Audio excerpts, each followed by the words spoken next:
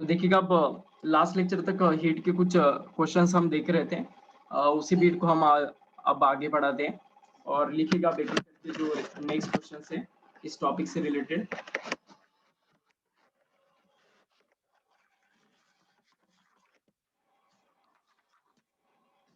Okay share. Now right next question. Liquid ammonia is used in a ice factory. ठीक है, मैं question भी लिख रहा हूँ, आप भी लिखिएगा।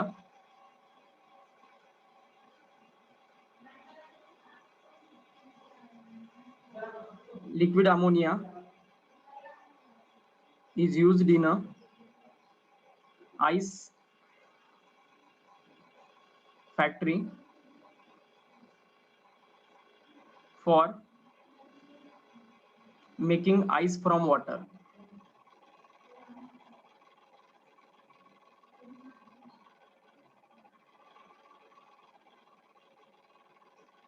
If water at 20 degrees centigrade is to be converted into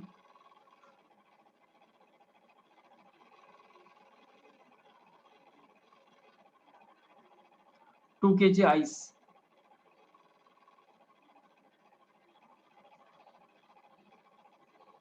it to be converted into 2 kg ice at 0 degree Celsius.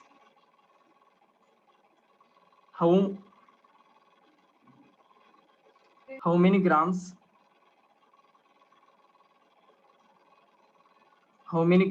of ammonia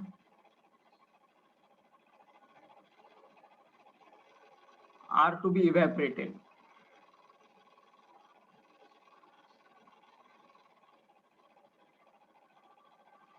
question mark. और यहाँ पर अब देखिएगा एक गिवन डेटा दिया है उन्होंने। The latent heat of vaporization. The latent heat of vaporization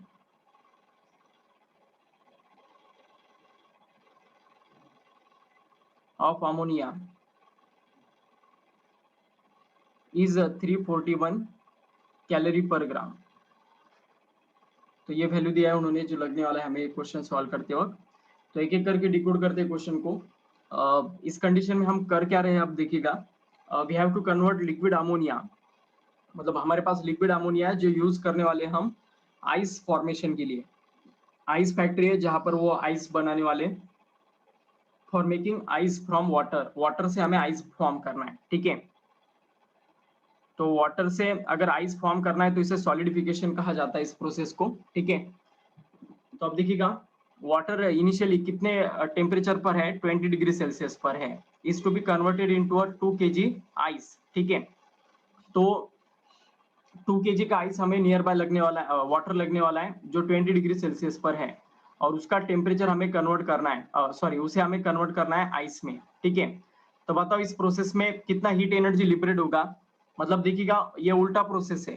जब हम आइस से वाटर बनाते हैं ना, ओके, तो ये मेल्टिंग और फ्यूजन का केस है। इसमें हीट एनर्जी क्या होता है, लिबरेट होता है। हीट एनर्जी देना पड़ता है, सॉरी हीट एनर्जी एब्जॉर्ब होता है इस प्रोसेस में, आइस से वाटर बनते वक्त। लेकिन जब उल्टा प्रोसेस होता है ना, वाटर से आइस, तो इस कंडीशन में हीट एनर्जी लिबरेट होने वाला है। और जितना हीट एनर्जी लिबरेट होगा एग्जैक्टली उतना ही हीट एनर्जी ये लिक्विड अमोनिया क्या करने वाला है, गेन करने वाला है। तो इस कंडीशन में हमें क्या बीट मतलब क्या प्रिंसिपल यूज करना है, heat absorb by ammonia must be equal to क्या आएगा, हीट गिवन आउट या फिर release heat given out by water. Okay, तो अब वाटर ने कितना हीट एनर्जी गिवन आउट किया है वो देखते हैं हम। ओके, और ये जो अमोनिया है ये वेपराइज होने वाला है ये हीट गेन करने के बाद। जितना हम इस अमोनिया को हीट देने वाले उतना ही परसेंटेज में अमोनिया क्या होने वाला है, लिबरेट होने वाला है। और कितना अमोनिया, मतलब how many grams of ammonia are to be evaporated, ये हमें निकालना है कि कितना अमोनिया इवेपोरेट होगा, ये हमें निकालना है। मतलब ये इवेपोरेशन हो रहा है, मतलब कौन सा केस है ये बताओ। Evaporation means what? Evaporation means liquid ammonia getting converted into a gaseous ammonia. तो ये अमोनिया जो लिक्विड फॉर्म का है ये गैसियस फॉर्म में कन्वर्ट होने वाला है। Is it okay? मतलब कोई भी सब्सटेंस जब स्टेट चेंज करता है तो उसे कौन सा हीट एनर्जी लगता है बताओ, टेल मी। कोई भी सब्सटेंस जब हीट एनर्जी सॉरी कोई भी सब्सटेंस जब अपना स्टेट चेंज करता है तो उसे जो हीट लगता है उसे हम क्या कहते हैं?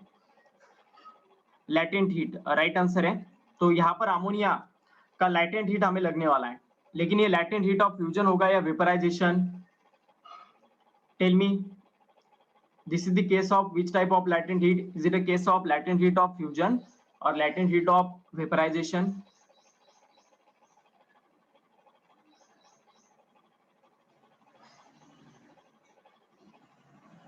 फ्यूजन, फ्यूजन नहीं होगा, अमोनिया का वेपराइजेशन होने वाला है। क्यों वेपराइजेशन? क्योंकि लिक्विड कंडीशन में अमोनिया है और फाइनली वो किस कंडीशन में जाने वाला है? वेपराइज होने वाला है, इवेपोरेट होने वाला है। मतलब लिक्विड टू गैस कन्वर्जन हुआ तो vaporization case. Is it okay? Ammonia का यहाँ पर वेपराइजेशन होने वाला है, तो इस वजह से हमें लैटेंट हीट ऑफ वेपराइजेशन ये हमें लगने वाला है। तो इसे मैंने VAP वेपराइजेशन इस केस से इंडिकेट किया, मतलब इस सिंबल से इंडिकेट किया है। और हीट एनर्जी आप यहाँ पर देखिएगा आप क्या रहेगा, QA रहेगा, sorry heat energy ammonia absorb करने वाला है। सो QA मतलब हीट एनर्जी एब्सॉर्ब, और वेपराइजेशन केस का इस वजह से वेप किया इसे। ओके, तो लैटेंट हीट ऑफ वेपराइजेशन कैसे निकालते हैं हम लगा तो बाद में देखते हैं। पहले देखो आप, जितना हीट एनर्जी वाटर लिबरेट करने वाला है ना, उतना ही हीट एनर्जी अमोनिया गेन करने वाला है। तो बताओ वाटर कितना हीट एनर्जी लिबरेट करेगा? किस किस वे से हम निकाल सकते हैं इसका? ये वाटर इनिशियली 20 डिग्री सेल्सियस में है और इसका हमें आइस फॉर्मेशन करना है। ओके, तो आइस का टेम्परेचर कितना होता है बताओ? आइस किस टेम्परेचर पर फॉर्म होगा? At which temperature ice will form? 0। Right answer है 0 डिग्री सेल्सियस पर। तो सबसे पहले वाटर को 20 डिग्री सेल्सियस से 0 डिग्री सेल्सियस में जाना पड़ेगा। Is it okay? मतलब ये वाटर क्या करेगा, जो हीट एनर्जी लिबरेट करेगा ना, ये अपना टेम्परेचर कम करवाने के लिए लिबरेट करेगा पहले केस में। और ये टेम्परेचर कहां से कहां कम करने वाला है? From 20 degree Celsius to 0 degree Celsius. पहले मतलब 20 डिग्री सेल्सियस का वाटर खुद को 0 डिग्री सेल्सियस के वाटर में कन्वर्ट करेगा, और फिर 0 डिग्री सेल्सियस का वाटर 0 डिग्री सेल्सियस के आइस में कन्वर्ट होगा। तो दो प्रोसेस में हीट एनर्जी लिबरेट होने वाला है। एक तो वाटर अपना टेम्परेचर कम करते वक्त हीट एनर्जी लिबरेट करेगा, और दूसरा अपना स्टेट चेंज करने के लिए भी वो हीट एनर्जी क्या करने वाला है? हीट एनर्जी लिबरेट करने वाला है। Is it okay? अपना स्टेट चेंज करने के लिए भी हीट एनर्जी लिबरेट करने वाला है।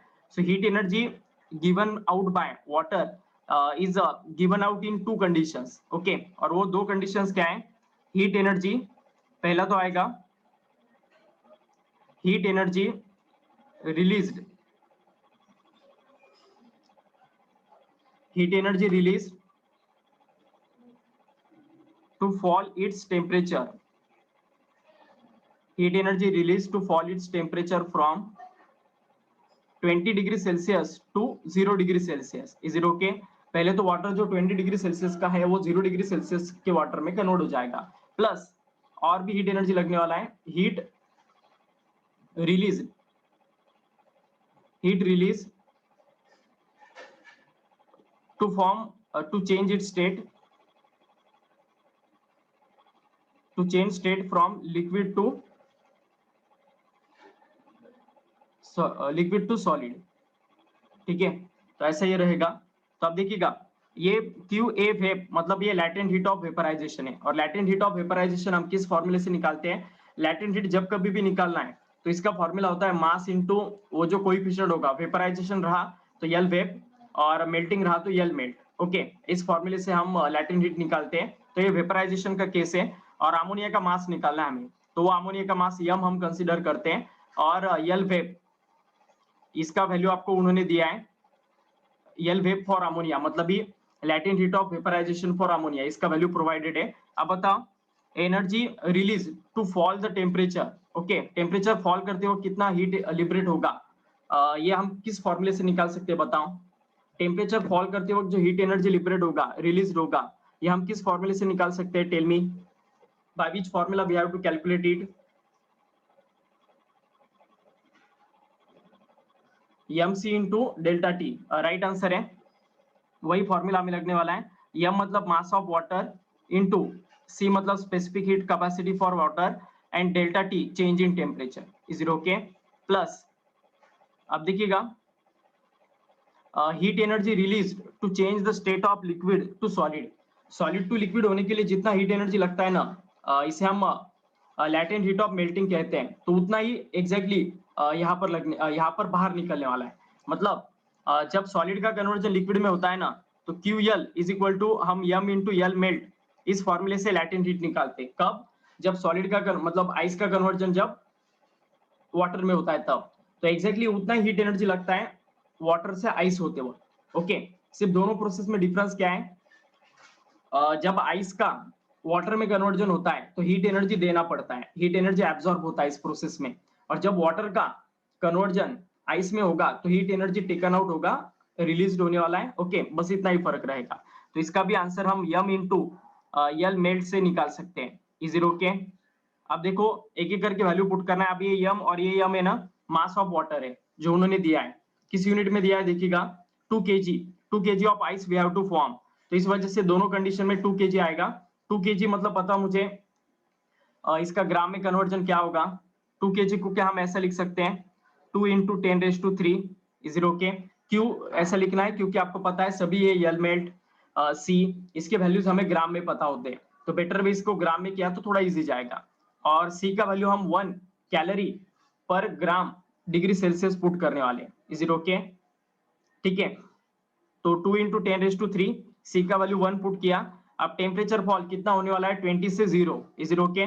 तो 20 माइनस 0 करना पड़ेगा, क्योंकि आपको पता है ऐसे कंडीशन में हम बड़े टेम्परेचर में से छोटा टेम्परेचर माइनस करते हैं, तो 20 माइनस 0 मतलब ये 20 है। प्लस अब यम अगेन यहाँ पर 2 इंटू 10⁻3 आएगा। ओके, और फाइनली क्या आने वाला है अब देखिएगा, एल मेल्ट का वैल्यू बताओ मुझे कितना रहेगा, एल मेल्ट का वैल्यू कितना रहेगा बताओ। latent heat of fusion for ice is, बताओ जल्दी से, what is the value for latent heat of fusion for ice? Fusion बोल रहा हूं मैं।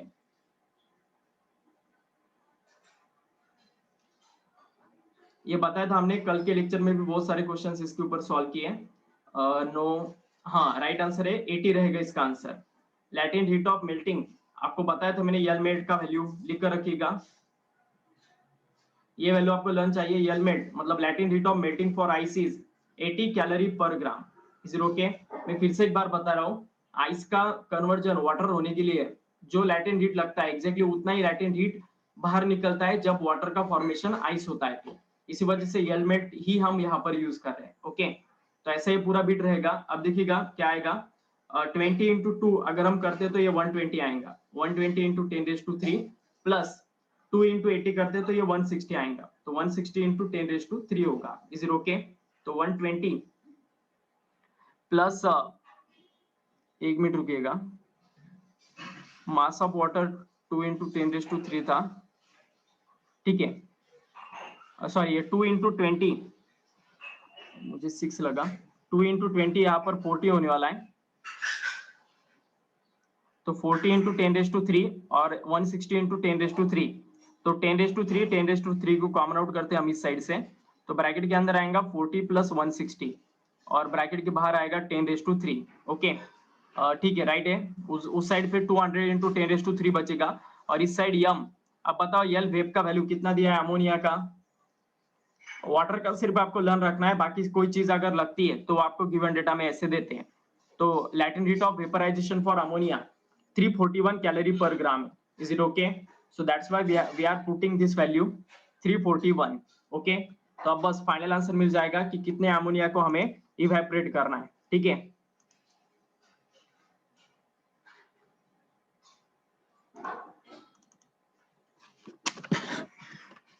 ओके, नाउ सी हियर, तो मास यम हमें कैलकुलेट करना है, क्या आएगा फिर देखिएगा, mass M is equal to 200 into 10⁻³ divided by 341। तो इसका डिवीजन करके देखो, अप्रोक्सीमेटली से लगा तो 340 लिया तो भी चलेगा, it depends on you. Okay, approximate भी आंसर निकालते हो तो जस्ट चलेगा। इसको हम 340 ले लेते हैं, 341 को। ओके, तो नीचे 340 आएगा, ऊपर 200 डिवाइडेड बाय 340 इंटू 10⁻³ तो 0 0 गेट कैंसल, तो ये 20/34 मतलब ये 10/17 आएगा इंटू 10⁻³ और नहीं हो सकता है, तो अब इसको डिवाइड करना पड़ेगा।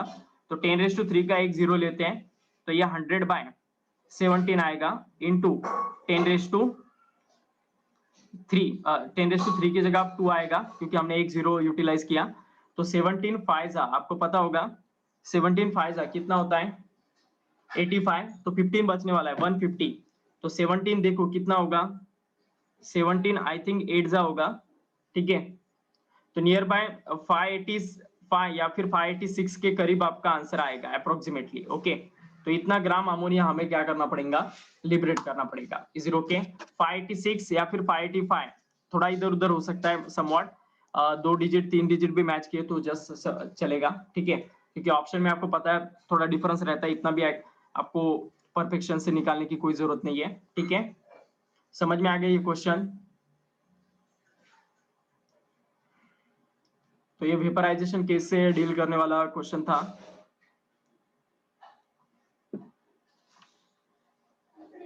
ओके, नाउ एक लास्ट क्वेश्चन लेते हैं हम, मतलब इस लॉजिक पर, फिर कैलोरीमेट्री और जो बीट था हमारा उसके रिलेटेड अब बहुत कुछ क्वेश्चंस हो गए। लिखिएगा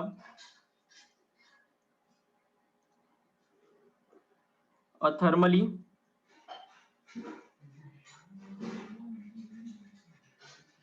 a thermally insulated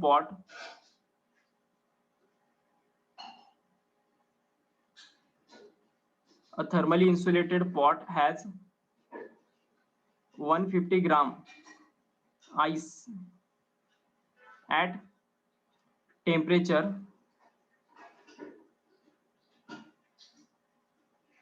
0 degree Celsius. How much steam of 100 degree Celsius has to be mixed to it,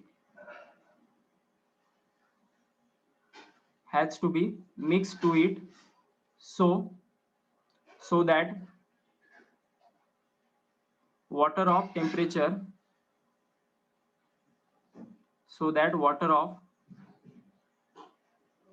temperature 50 degree Celsius will be obtained? Question mark. Given a latent heat of melting of ice 80 calorie per gram. उसके बाद next दिया है latent heat of vaporisation for water, L vap water के लिए दिया है 540 calorie per gram. After that they given specific heat for water 1 calorie per gram degree Celsius. सी का value दिया वाटर के लिए 1 कैलोरी, ये तीनों वैल्यूज आपको लर्न चाहिए, 1 calorie per gram degree Celsius, ठीक है। ये तीनों वैल्यूज दिए। क्या दिया है उन्होंने, देखो थर्मली इंसुलेटेड पॉट है जिसमें 150 ग्राम का आइस है, ओके, एट टेम्परेचर, मतलब मास ऑफ आइस दिया है, mass of ice they given 150 gram, okay, उसका इनिशियल टेम्परेचर 0 डिग्री सेल्सियस है। How much steam of 100 degree Celsius has to be mix to it, तो 100 डिग्री सेल्सियस का steam है, ठीक है, जो हमें मिक्स करना है उसमें, किसमें, आइस के अंदर, so that the water of temperature 50 degree Celsius will obtain. तो हाउ मच मतलब कितने अमाउंट का, कितने अमाउंट मतलब कितने मास का स्टीम हमें उसके अंदर मिक्स करना पड़ेगा ताकि water at 50 degree Celsius obtain हो सके। तो ये हमें निकालना है। In this condition we have to find mass of steam, okay, तो ये हमें कैलकुलेट करना है। तो मास ऑफ आइस 150 ग्राम दिया है, ठीक है, और जो स्टीम है उसका जो टेम्परेचर है उसका मास हमें निकालना है, मास ऑफ स्टीम। तो इस प्रोसेस में कौन हीट लिबरेट करेगा और कौन हीट गेन करेगा वो समझ लो। इन दिस प्रोसेस आपको पता होगा जो आइस होगा 150 ग्राम का जो 0 डिग्री सेल्सियस पर है, ये हीट एनर्जी एब्सॉर्ब करने वाला है, तभी इसका कन्वर्जन वाटर में होने वाला है। Is it okay? समझ में आ रहा है?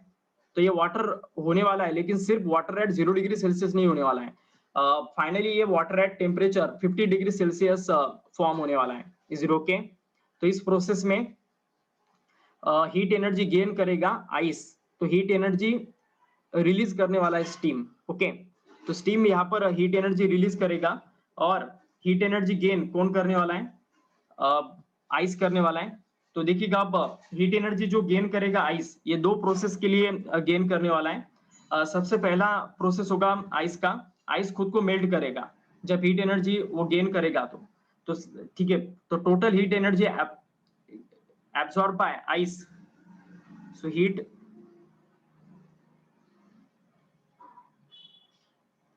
absorbed by ice must be equal to क्या होगा? heat required to melt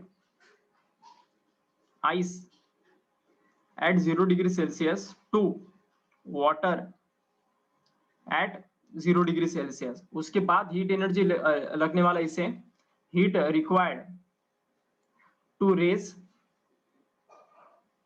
temperature of water from 0 degree Celsius to 50 degree Celsius. Is it okay? तो इन दो प्रोसेस में हीट एनर्जी गेन करने वाला है आइस। ओके, तो दोनों प्रोसेस का हम आंसर निकालते हैं पहले, और उसके बाद उसको जो हीट एनर्जी लिबरेट करने वाला है स्टीम, उसके साथ इक्वेट करते हैं। ठीक है, तो बताओ अब heat energy required to melt 0 degree ice कितना रहेगा बताओ? 1 ग्राम आइस मेल्ट करने को 80 कैलोरी पर ग्राम हीट एनर्जी लगता है। तो यहाँ पर कितना आइस है? 150 ग्राम का है। तो 150 ग्राम आइस को अगर हमें मेल्ट करना है तो कितना हीट एनर्जी लगेगा? 150 इंटू 80। तो ये होगा यल मतलब लैटेंट हीट ऑफ मेल्टिंग का value. Is it okay? 150 into 80 रहेगा, इसका कितना वैल्यू आएगा वो देखेंगे हम बाद में। उसके बाद देखिएगा heat required to raise the temperature of water from 0 degree Celsius to 50 degree Celsius. मतलब यहाँ पर हमने formula M into L melt use किया, और यहाँ पर फॉर्मूला कौन सा यूज करना है हमें? Heat required to raise the temperature का M C into delta T. Is it okay? Temperature increase होने के लिए जो हमें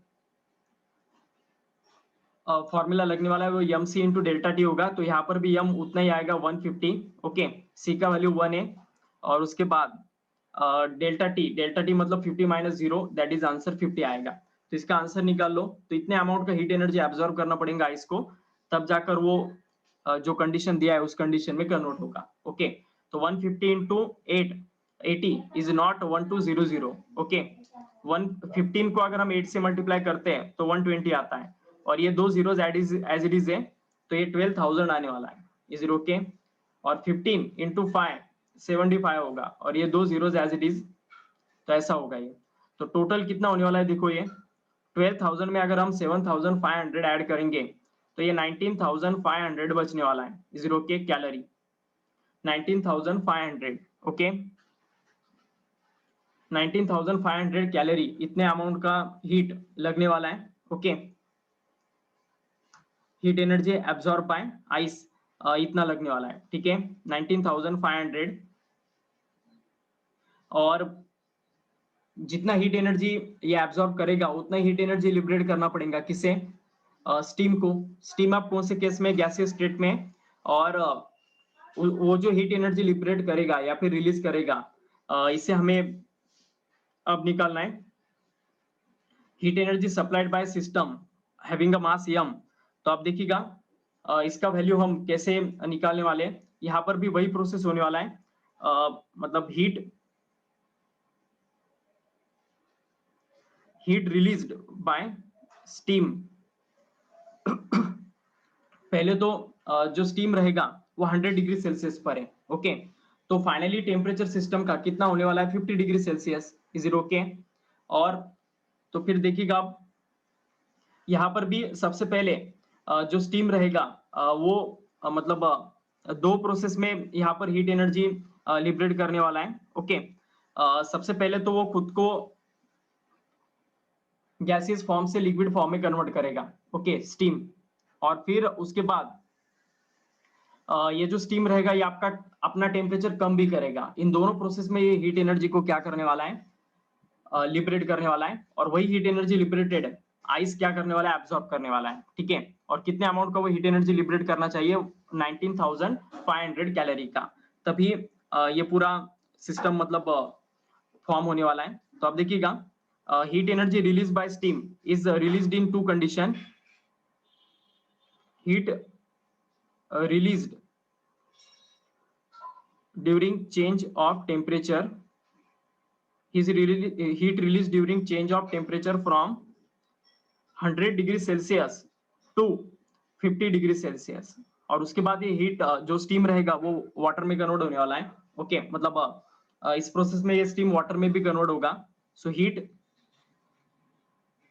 रिलीज्ड ड्यूरिंग लिक्विफिकेशन हम कह सकते हैं इसे, या फिर कंडेंसेशन, क्योंकि ये स्टीम पहले गैसेस फॉर्म में होगा और फाइनली ये कंडेंस होकर लिक्विड फॉर्म में कन्वर्ट होने वाला है। हीट रिलीज ड्यूरिंग ट्रांसफॉर्मेशन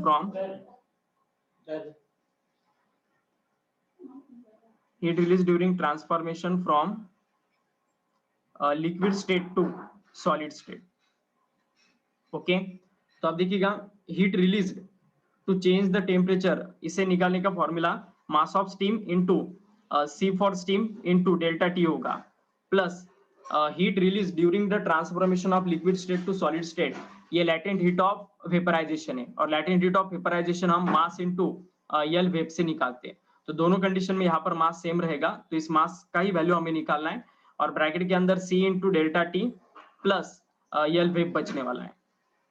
तो आप देखिएगा, मास का वैल्यू निकालना है एम, और सी का वैल्यू 1 होगा, डेल्टा टी का वैल्यू 100 से 50 डिग्री सेल्सियस टेम्परेचर ट्रांसफॉर्म होने वाला है, तो ये 50 रहेगा, प्लस यल वेव का वैल्यू आपको पता है 540 आएगा जो उन्होंने दिया है। Is it okay? क्वेश्चन में आपको दिया है latent heat of vaporization 540 calorie per gram, तो ऐसे ही पूरा बिट रहने वाला है। तो दोनों को अगर हम इक्वेट करते हैं तो फाइनल आंसर आने वाला है M into 590। Is it okay? तो ये होगा total heat energy released by the steam, और तो ये हीट एनर्जी लॉस्ट होगा, और heat energy gain by ice का वैल्यू आपको पता है 19,500 कैलोरी है।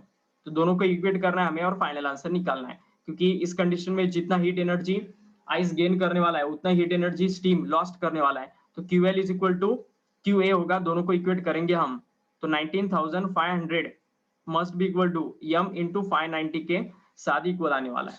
तो फिर मास ऑफ स्टीम रिक्वायर्ड कितना होगा, देखिएगा 19,500 डिवाइडेड बाय 59 होगा। ओके, अप्रोक्सीमेटली इसे 60 ले लो नीचे के फ्रैक्शन को, क्योंकि हमें क्वांटिटी एग्जाम में सॉल्व करना है तो थोड़ा अप्रोक्सीमेशन चलता है।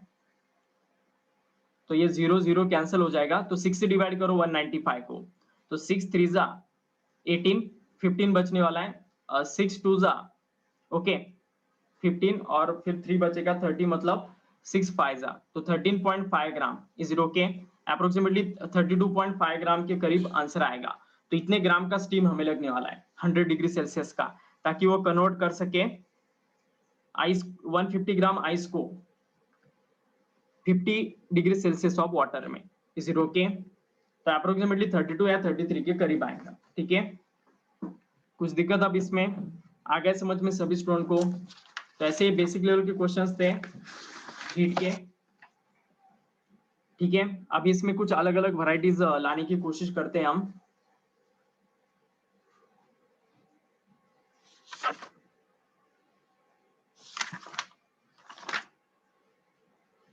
ठीक है, तो प्रोबेबली अभी मीटिंग का टाइम यहाँ पर खत्म हुआ है इस पॉइंट पर, तो फिर से मीटिंग ज्वाइन कीजिएगा।